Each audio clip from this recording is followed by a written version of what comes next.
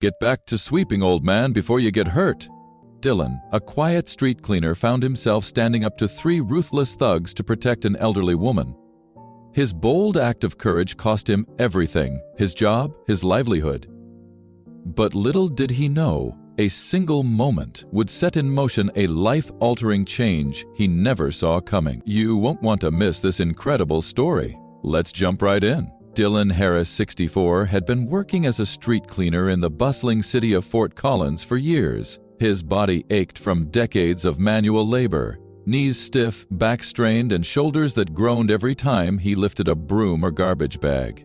Unlike most workers who retired with pensions, Dylan kept working well beyond the age most would consider reasonable. It wasn't because he loved the job or because he craved the routine. It was because he had no choice. His wife Helen had been battling a severe heart condition for nearly a decade. The illness crept up on her like a thief, stealing her vitality one painful heartbeat at a time. The treatments were relentless and expensive, pills piled high in the medicine cabinet like soldiers awaiting battle. The hospital bills stacked even higher, their bold, unflinching numbers a constant reminder of just how far the American healthcare system was willing to push a man before he broke. But Dylan refused to break.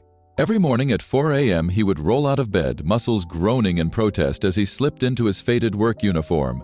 The shirts, once bright orange, now dulled by years of sweat and grime. He'd leave a note on the kitchen table for Helen, usually something simple like, "Back by noon," or "Don't forget your meds, love." And then Dylan would begin his shift, ensuring the streets were clean before the city even stirred. It hadn't always been like this for Dylan. Back in his hometown of Albany, New York, he had been a well-respected high school teacher for 25 years. History was his specialty, but his real gift was connecting with students. His classrooms were never just about memorizing dates or reciting facts. Dylan made history come alive, turning dry textbooks into vivid stories of courage, betrayal, resilience, and transformation. Every year, graduation season brought letters and visits from grateful students, some even inviting him to their weddings or sending him pictures of their newborns. There was genuine respect and admiration in the way they spoke of Mr. Harris, the teacher who never gave up on them, even when they wanted to give up on themselves. Dylan's dedication went beyond the classroom. He'd organize after-school tutoring sessions, weekend study groups, and even helped some of his struggling students find part-time jobs through his connections around town. For a time, Dylan had been someone important, someone respected. He had built a legacy, one student at a time. But everything changed when Helen became ill. Her heart condition crept in like a thief in the night, stealing her health and their happiness bit by bit. The local doctors were frank about her prospects. She needed specialized treatment only available in a city hospital, Fort Collins, Colorado, where the best cardiac specialists could offer her a fighting chance. Dylan soon realized that his teaching credentials wouldn't be accepted in Colorado. Despite holding a master's degree and decades of experience, he was told his qualifications weren't sufficient. With limited options, he took the only job he could find, cleaning the city's streets. The pay was minimal, and most of it went toward Helen's medications. They lived in a small one-bedroom apartment, with dreams of retirement replaced by the constant fight to make ends meet. But Dylan never complained. "Work is work," he would say, "and someone has to keep the city looking nice." Shopkeepers would offer him coffee on cold mornings, steaming cups pressed into his rough, grateful hands. The scent of fresh brew mingled with the chill of dawn, giving him just enough warmth to push through the early hours. Office workers greeted him by name as he made his rounds, faces lighting up at the sight of the older man with the patient smile and the eyes that always seemed to carry an unspoken kindness. To them, Dylan wasn't just a street cleaner. He was a fixture of the community, a man who carried himself with the same dignity he once had as a teacher. Even as he pushed his cart of cleaning supplies, his posture was straight, his eyes attentive. Dylan knew every crack in the sidewalk, every alley that needed extra attention, and every person who lived or worked along his route. And it wasn't just their names he remembered, it was their stories, their worries, their dreams. He would ask about their kids, their aging parents, their health, and he meant it. "Dylan treats these streets like they're his classroom," said Mrs. Patterson from the corner store, her wrinkled eyes gleaming with fondness as she handed him a blueberry muffin, freshly baked. "He's always teaching the young ones to pick up their trash, always offering a kind word for everyone." When my son struggled with math, Dylan helped him with his homework while sweeping outside my store. Never asked for a thing in return, just wanted to make sure the kid didn't give up. For Dylan, kindness wasn't something you planned, it was just who he was. Whether it was calming a panicked mother who had lost her toddler in the park, or helping old Mr. Jenkins haul crates of vegetables into his truck, Dylan did what he could, whenever he could. But one morning, everything changed. Dylan was sweeping near the park when he heard raised voices.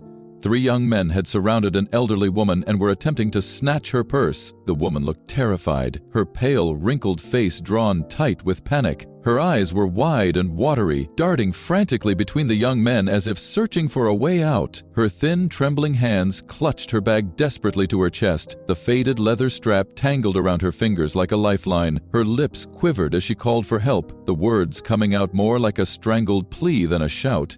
Her fear was palpable, radiating off her in waves that only seemed to fuel the thug's aggression. "Just give it up, lady. Ain't worth the trouble," one of the young men snapped, his tone sharp and impatient.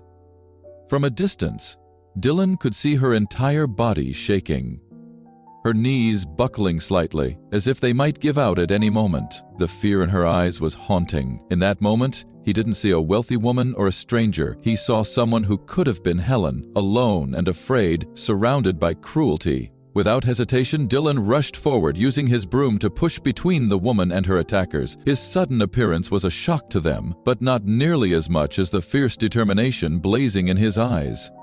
"Leave her alone!" he shouted, standing firm. The thugs laughed at first, thinking he was no threat. But Dylan didn't back down. Memories of his younger days as a peacekeeper in Albany came flooding back. One of the young men sneered, "Mind your business, old man," stepping closer.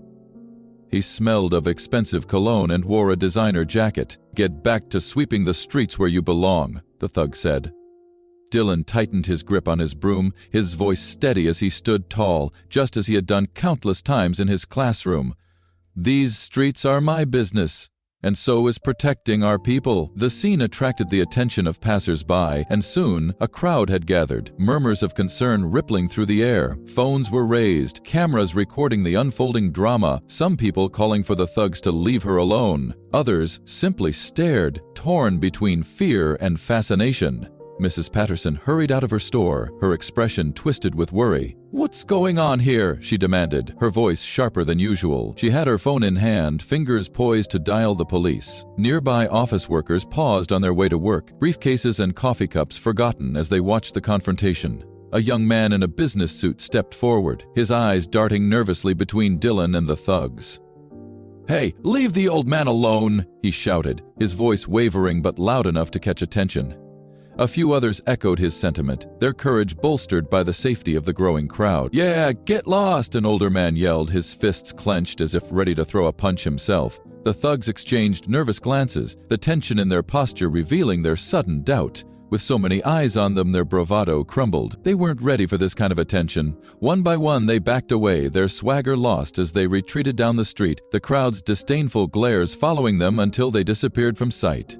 The elderly woman, though shaken, was unharmed. She clung to her purse like it was her very lifeline, her pale fingers trembling against the worn leather. Her breaths were short and shallow, her eyes still glistening with the remnants of terror. "Thank you," she whispered, her voice trembling but laced with gratitude. Her fragile hand reached out, gripping Dylan's with a surprising strength. Her eyes, now softened by relief, held something familiar. "I don't know what would have happened if you hadn't been here," she said softly. Dylan helped her to a nearby bench, making sure she was okay, then returned to his work. He had no idea who she was, just another person who needed help. As he resumed sweeping, people stopped to pat him on the back or thank him. It seemed like any normal morning, until it wasn't. An hour later, Dylan's supervisor, Mr. Anderson, arrived in a city truck, looking uncomfortable. Dylan knew something was wrong. Mr. Anderson never checked on workers personally. All for doing the right thing. All Dylan could think about was Helen's medication. How would they afford it now? Her prescriptions cost more than their rent. His hands trembled as he folded the paper and slipped it into his pocket. The story quickly spread through the city. Shopkeepers who had known Dylan for years were outraged. Office workers shared the video online.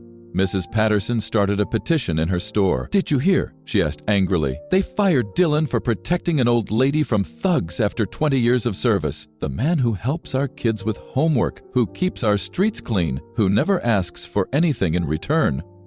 Some people offered to help with money, others promised to call city officials. A few lawyers even volunteered to take his case for free. But Dylan knew how these things worked. Fighting City Hall would take time, and Helen's next prescription was due in 2 weeks. As Dylan walked home that afternoon, thinking it might be the last time, something strange began to happen. It started with one black SUV turning onto Main Street, then another, and another, until the area was surrounded. The elderly woman, now impeccably dressed and accompanied by a security detail, stepped out of one of the cars. "Mr. Harris," she said, approaching him, "I'm Margaret Thompson, Senator Thompson's mother. I want you to know something. I was on my way to sign papers giving up my late husband's estate when those young men tried to steal them. The papers they were after were the deed to Thompson Manor and my husband's investment portfolio." Dylan stood still, processing what she was saying. The crowd around them whispered, staring at the woman.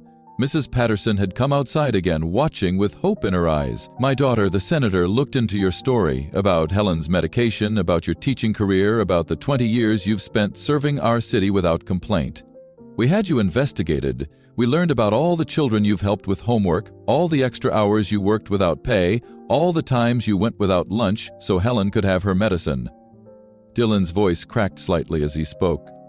"Anyone would have helped, ma'am." Margaret smiled warmly, the same kind smile she had given him earlier.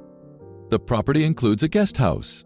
Beautiful, with its own garden. My husband always said it should go to someone with a good heart. As for the investment account, let's just say Helen will never have to worry about her medication again." One of the suits stepped forward with papers, documents for a trust fund that would take care of Dylan and Helen for the rest of their lives. Dylan's hands shook as he looked at the papers, thinking of the many sleepless nights he and Helen had spent worrying about the future. Mrs. Patterson began to openly cry while the crowd around them cheered. Even Mr. Anderson, Dylan's former supervisor, had appeared and looked both ashamed and relieved. Today, Dylan and Helen live in the guest house, with its garden full of flowers Helen tends herself. Her heart condition, which once threatened to bankrupt them, is now under control with the right treatment. Dylan still wakes up early every morning, not because he has to, but because he loves greeting the people who have become his second family, those shopkeepers and office workers who knew him for so long. The Thompson family visits often, and Margaret has become like a mother to Helen. Sometimes the two of them sit in the garden, drinking coffee and sharing stories. The street where Dylan once swept is now where he takes his daily walks, no longer pushing a broom but still picking up any litter he finds. Old habits die hard. The young men who tried to rob Margaret were never charged, at Dylan's request. Instead, they were made to do community service, cleaning the very streets Dylan had once cared for.